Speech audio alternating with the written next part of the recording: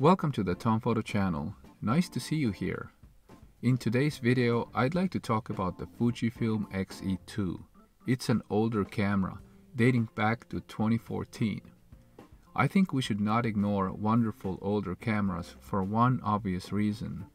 When they come out, they are praised for how great they are and how good pictures they take. Years later, they're still the same camera.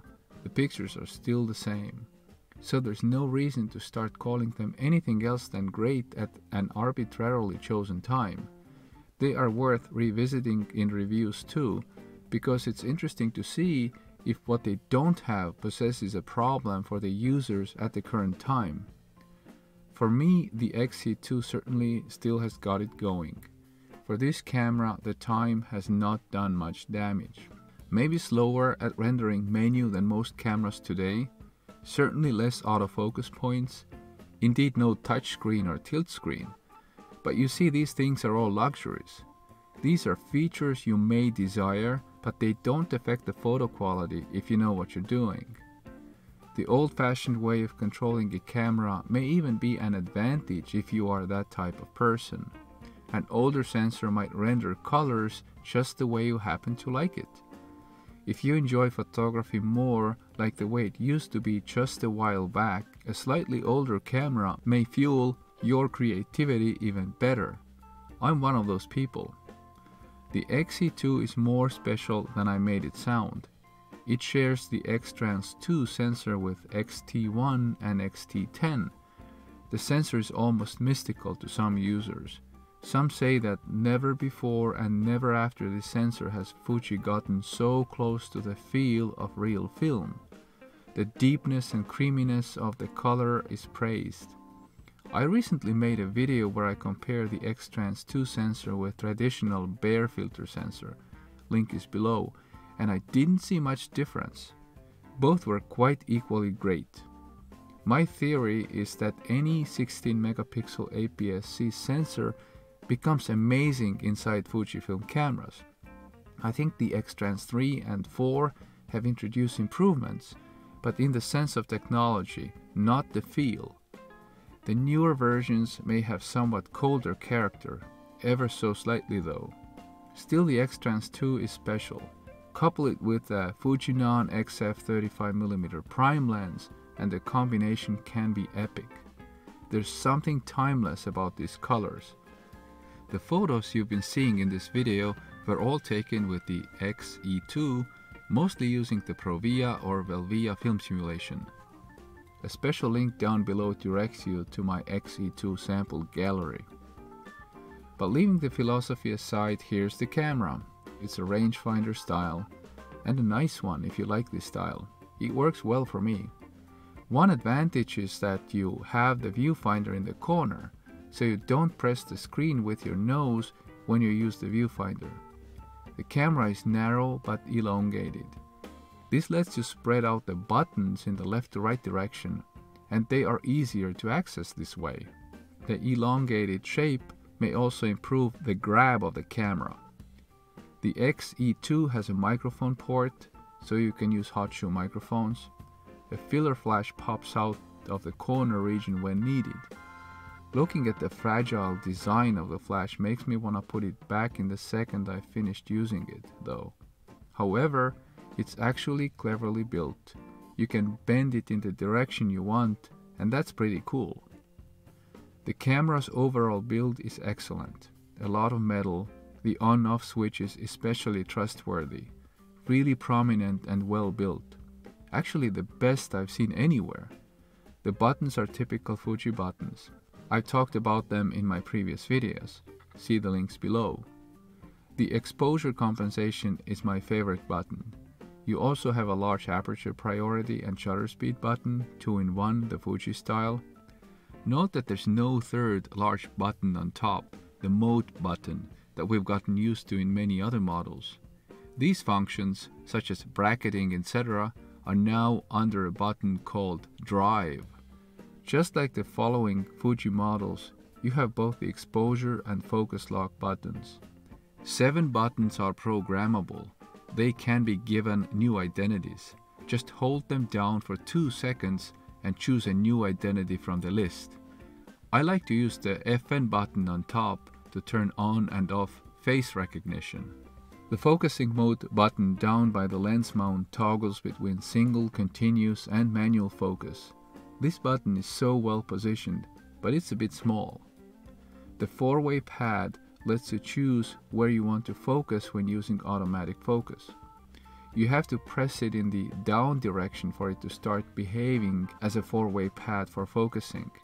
If you press it up first, it enters a menu, and this continues to be annoying for me, especially since in X-E2 you have to press it up first to activate the focus position. So, no consistency between two Fuji cameras for some reason. Of course, I need to add that the 4-way pad can be reprogrammed to function like it does on X-E2, but then the button labels will no longer match the function. The battery is Fuji standard and will last for many hundred images. As the other Fujis in the similar price range, this camera too has a bottom that I find too prone to ugly scratches. In general, I find that the top parts of Fuji cameras are better designed than the bottoms, and their menu system is a bit more confusing than some of the competition. For pretty much everything else, I prefer Fuji cameras to the others. The camera is small, 129mm by 75mm by 37mm, but it doesn't feel small in the hand due to its shape. It feels really nice and inviting in the hand. I think it looks the best with the XC 35mm prime lens, and a little bit weird with a huge telephoto lens. A pancake lens is also a natural choice, but I don't own one. The XC 15 to 45mm is a great lens too. The Fuji's XF 18 to 55 kit lens will also work, but starts to feel a bit nose heavy. The closest other Fuji competitor to the X-E2 is X-T10, which is a little bit newer. Please see my link below. What the X-T10 has on the X-E2 is the articulated back screen, more focus points, and perhaps a bit faster focus as well. I find that the X-T10 responds faster to pressing the buttons. The onboard computer seems to be livelier. Most other things are just design differences. The X-E2 even has focus peaking. Focus peaking makes manual focusing so convenient and will let you use all kinds of lenses with confidence.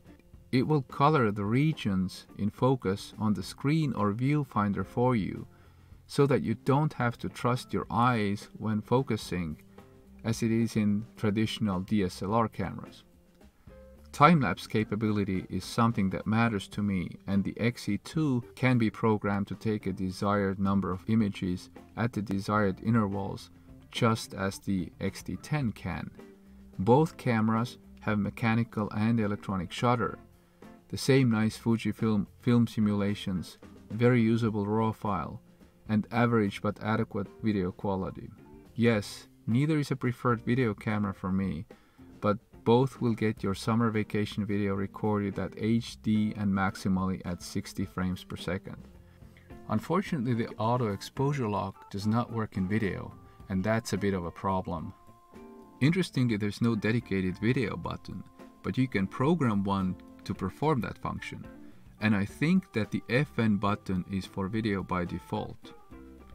The X-T10 is more square shaped and 30 grams heavier. Both have the same 16 megapixel X-Trans 2 CMOS sensor inside, as I already mentioned, so expect the same photo quality out of these cameras. You probably ask me now which one of those cameras I'd prefer. It boils down to ergonomics and appearance for most people. As I mentioned, the X-T10 has a bit more options, so some may say that the X-T10 is preferable. Many will find the X-E2 more convenient in the hand and like its viewfinder position more. If you doubt if the X-E2 is a good camera, just wait till you've downloaded its photos onto your computer. The clarity, sharpness, and low noise are amazing. The 16 megapixels play a big part in it. Thank goodness they didn't put more pixels on it. The pixel area is great and this translates to excellent low light capabilities and low noise. You don't see many imperfect pictures out of this camera. Everything is just so nicely in place.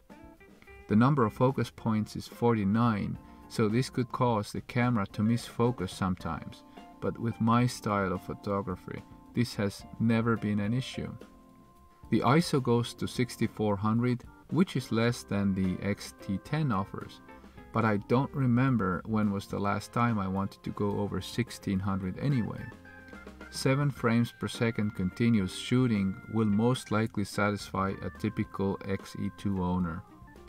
So this has been the story of my Fujifilm X-E2. This is yet another Fuji camera with its own character that's easy to recommend.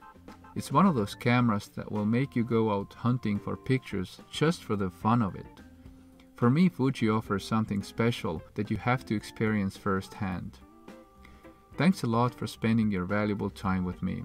If you consider subscribing to my channel, I'll be really happy. I hope to see you again in my other videos. Enjoy your photography and see you next time. Bye.